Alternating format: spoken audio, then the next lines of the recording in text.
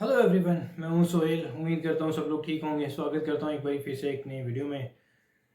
तो भाई बात करूंगा इस वीडियो में पाकिस्तान वर्सेस वेस्ट इंडीज़ की जो ऑनगोइंग सीरीज चल रही है, ओडीआई सीरीज। दो मैचेस हो चुके हैं। पहला मैच पाकिस्तान ने जीता था, दूसरा मैच वेस्ट इंडीज़ ने जीता।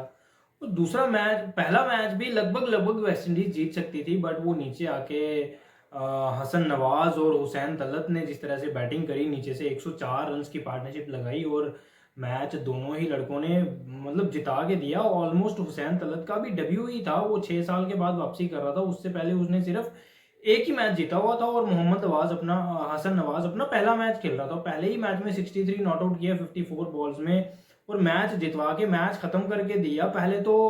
पहले मैच की अगर मैं बात करूं, पहले बैटिंग करते हुए वेस्ट इंडीज ने 280 रन लगा दिए, 281 का टारगेट दिया था। वहां पे जो पाकिस्तान की बॉलिंग लाइनअप रही, वो शॉर्ट बॉलिंग लाइनअप, जो कि वो चैंपियंस ट्रॉफी के टाइम से चलता हुआ आ रहा है मसला। जो पहले आकिब जावेद थे कोच इनके, अब हैसन माइक हैसन है। तो ये एक बॉलर शॉट वाला सिस्टम इनका सामने नजर आ रहा है। वो चैंपियंस ट्रॉफी में भी हमने देखा, एक स्पिनर इनका शॉट था तब, और हमने अभी भी देखा है वेस्ट इंडीज, वो हमने T20 सीरीज में भी देखा और अभी भी हम वो चीज देख रहे हैं ओडीआई सीरीज में। ये मसला इनके लिए काफी बड़ा है। बॉलर्स इनके पास हैं लेकिन खिला नहीं रहे हैं। मुझे क्या इसमें एक ही नजर आ रही है चीज कि ये ऑलराउंडर्स की तरफ ज्यादा जाना पसंद कर रहे हैं। इधर हमारे वाले कोच का भी वही हिसाब है, आधा तीतर आधा बटेर खिला लो। उधर भी वही हिसाब है, आधा तीतर आधा आधा बटेर खिला लो। तो उसके चलते ना ये इनकी क्रिकेट पे काफी ज्यादा असर पड़ रहा है, क्योंकि इनकी क्रिकेट पहले ही बहुत नीचे है यार। पाकिस्तान की क्रिकेट ना पहले ही बहुत नीचे है यार, इतनी लो लेवल पे जा चुकी है। और ऊपर से इतना मतलब इतनी बचकानी हरकतें करना, जो कि सामने दिख रहा है भाई नहीं होगा। अब कल वाला मैच उठा के देखें आप, जिस तरह से 181 रन चाहिए थे वेस्ट इंडीज को जीतने के लिए 35 ओवर्स में। अच्छी बॉलिंग कर भी रहे थे। अबरार अहमद ने बड़ी अच्छी बॉलिंग करी है। मोहम्मद नवाज ने 7 ओवर्स में आई थिंक कोई 17-18 रन दिए हैं। अबरार अहमद ने भी इतने ही, आई थिंक उसने 19 रन दिए हैं 7 ओवर्स में। और शुरुआत में शाहीन शाह अफरीदी और हसन अली ने भी जो है वो बड़ी ज़बरदस्त बॉलिंग करी है। उनका काम कहाँ पे खराब हुआ है, जो पांचवें बॉलर्स के जो 7 ओवर्स थे ना, वो सैम अयूब ने 4 किए, उसको 4 में 33 लगे, और 3 ओवर्स में सलमान अली आगा को 33 लगे हैं। तो इन दोनों को कुल मिला के 7 ओवर में 66 रन लगे हैं, तो जाके वो वेस्ट इंडीज चेज कर पाई है। नहीं तो वेस्ट इंडीज ये चेज नहीं कर पाती। अगर पांचवा बॉलर इनका खेल रहा होता ना, तो वेस्ट इंडीज ये चेज नहीं कर पाती। मैं जानता था ये, मुझे मैं ये मैं कह सकता हूँ, कॉन्फिडेंस के साथ कह सकता हूँ मैं।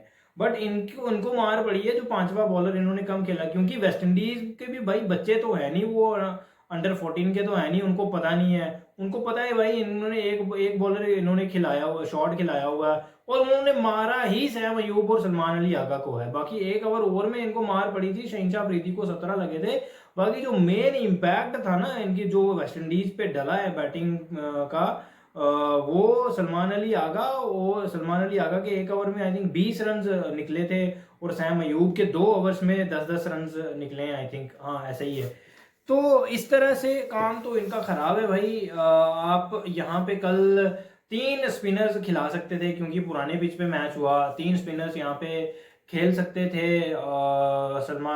ये है इनका अबरार अहमद खेल रहा था, खेल सकता था। मोहम्मद नवाज तो चलो है, वो बैटिंग भी करता है। 2 स्पिनर हो गए। तीसरा सुफियान मुकीम, जहां पे सुफियान मुकीम नहीं चाहिए था इन्होंने वहां पे सुफियान मुकीम को खिला लिया। जहां पे सुफियान मुकीम चाहिए था वहां पे इन्होंने उसको बाहर कर दिया। कि किस चक्कर में कि इनका मोहम्मद नवाज रहे, वो खेलता रहे आधा तीतर आधा बटेर। बैटिंग से तो कुछ हुआ नहीं। खैर बॉलिंग तो उसने बड़ी जबरदस्त करी है, लेकिन कहीं ना कहीं आप देखें ना, वो इम्पैक्ट ही नहीं डल पाया। जो इन दोनों बॉलर्स ने जो बॉलिंग करी है, 14 ओवर इन्होंने निकाले हैं। इन्होंने आई थिंक 33-34 रन दोनों ने मिला के दिए हैं। तो फिर बाकियों ने जो जो हसन अली ने भी तकरीबन तकरीबन अच्छी बॉलिंग करी है। शहनशाह अफरीदी ने भी मतलब ठीक ठाक एवरेज बॉलिंग करी है। जो काम खराब हुआ है वो पांचवें बॉलर की वजह से हुआ है, तो जो वो खिला नहीं रहे ये लोग। और ऊपर से आप देखें, मोहम्मद रिजवान कॉन्फ्रेंस में आके क्या कहता है कि भाई सैम अयूब और सलमान अली आगा ने अच्छी बॉलिंग नहीं करी। वैसे तो ये अच्छी बॉलिंग करते हैं, लेकिन आज इनका दिन नहीं था। मतलब वो अपनी गलती नहीं माननी कि भाई हमने एक बॉलर शॉट खिलाया हुआ था, हमें एक बॉलर की कमी लगी है, वो नहीं माननी। मैच में साफ दिख रहा है कि भाई एक ओवर में अगर सलमान अली आगा को मार पड़ी है, दूसरा ओवर उससे करवाना मजबूरी है, मजबूरी बनी हुई है भाई, उससे ओवर किसी ना किसी तरह से करवाना ही है। हुसैन तलत आपके पास खेल रहा ऑलराउंडर है, उससे करवा लो यार, एक आधा ओवर उससे करवा लो, क्या पता उसको ना मार पड़े। सैम अयूब को मार पड़ी है, अगला ओवर करवाना मजबूरी है, क्योंकि बॉलर ही नहीं है, पांचवा बॉलर है ही नहीं है आपके पास। आप ये ऑलराउंडर से आप पांचवे बॉल एक्स्ट्रा पांचवें बॉलर के बाद एक्स्ट्रा बॉलर तभी यूज करते हैं कि आपका मेन बॉलर का किसी एक आधे बॉलर का कोई दिन अच्छा नहीं है, आपको 3-4 ओवर्स निकलवाने पड़ गए, आप छठा सातवां बॉलर आप ले आते हैं, किसी तरह से एक एक दो दो ओवर निकलवा लेते हैं जब विकेट गिरता है। आप पूरी तरह डिपेंड हो जाएंगे कि भाई पांचवें ओवर का जो बॉलर है ये दो लोग करके देंगे। पिछले मैच में तो सलमान अली आगा और सैम अयूब ने 10-10 ओवर कर दिए थे, वहां पे नसीम शाह के 2 ओवर शॉर्ट थे, शहीन शाह अफरीदी ने 2 ओवर कम किए हैं। आप उस हिसाब से देखें ना किस कहाँ पे इनकी ये सोच जा रही है। ये पता नहीं किस तरफ से ये चल पड़े हैं आजकल के कोचेज, पता नहीं क्या मुझे समझ में नहीं आती। गौतम गंभीर हमारा इधर वही हिसाब है, आधा तितर आधा बटेर खिला लो, उनका भी वही हिसाब चल रहा है, आधा तितर आधा बटेर खिला लो।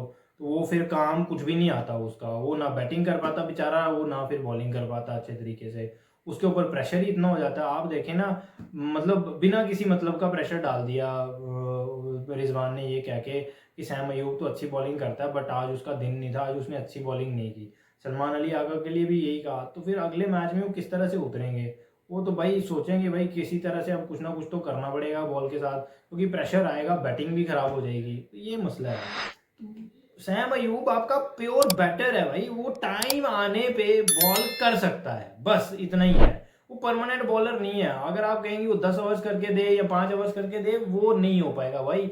वो कभी कभी हो सकता है आपका कहीं 10 में से कहीं एक मैच में 2-3 ओवर अच्छे निकाल देगा, रोज वैसा नहीं होगा। सलमान अली आगा ने पिछले मैच में अच्छी बॉलिंग करी, आई थिंक 38 रन 41 रन दिए थे। बार बार तो वैसा नहीं हो पाएगा ना, हर मैच में आप चाहेंगे कि वो 3-4 विकेट ले ले, 10 ओवर में 40 रन दे दे, वैसा भी नहीं हो सकता, ये भी दिक्कत है। वो सलमान अली आगा भी बैटर है, टाइम आने पे ही कैन बॉल, बस इतना ही है यार, वो बॉलर नहीं है। तो ये चीजें पाकिस्तान को ठीक करनी पड़ेंगी। फिलहाल सीरीज इनकी बराबर हो गई है, पिछली 10 सीरीज अगर हम देखें तो पाकिस्तान हारा नहीं है वेस्ट इंडीज से, बट यहाँ पे आगे चीजें बराबरी पे खड़ी हैं। अब अगला मैच मजेदार होने वाला है, देखेंगे टाइम आने पे क्या होता है मैच का, क्या नहीं होता। बाकी इनकी बैटिंग भी बेकार ही चल रही है। मोहम्मद रिजवान, मुझे समझ नहीं आती यार मोहम्मद रिजवान की। बाबर आजम को तो छोड़ो ना, पिछले मैच में वो तो जीरो पे आउट हो गया ना, उसने बॉलें दी ज़्यादा। तो मोहम्मद रिजवान ने आई थिंक 38 बॉलों में पता नहीं कोई 16 रन किए हैं, इतने किए हैं। पिछले मैच की अगर मैं बात करूं अपना, तो उसने 50 कर लिया, 51 कर लिया, 67 पता नहीं 69 बॉल्स में 50 करने के बाद भी बॉलें 3-3 4-4 बॉलें डॉट खेल रहा है, वो भी कंटिन्यूसली लगातार बॉलें डॉट खेल रहा है। दूसरे वाले नए बैटर पे प्रेशर डाल रहा है, भाई तू मार मैं खड़ा हूं। तो ये ना कहीं वो लेते ही नहीं है, रिस्पॉन्सिबिलिटी नहीं लेते अपने आप पे ये लोग। तो फिर ये कहते हैं इनका जो सोशल मीडिया जो फैन पेजेस हैं, इनके जो फैंस हैं, वो फिर ट्रेंड चला देते हैं कि इनको बाहर कर दिया, T20 से बाहर नहीं बनते थे, ये है वो है। जो जो जो फॉर्मेट है उनका ओडीआई, उसमें तो वो अच्छा कर नहीं पा रहे, तो T20 में आपने कहाँ से इनको ले आना है? तो यही चीजें हैं, यही आपको मौके मिलते हैं, आपको ये ग्रैब करने पड़ते हैं, और बड़े प्लेयर को 1 या 2 मैचेस लगते हैं ग्रैब करने में। तो ये पता नहीं किधर जा रहे हैं यार, किस तरफ जा रहे हैं, मुझे कोई समझ नहीं आती यार इनकी। फिलहाल इस वीडियो में इतना ही, मिलते हैं एक नई वीडियो में, तब तक के लिए टेक केयर।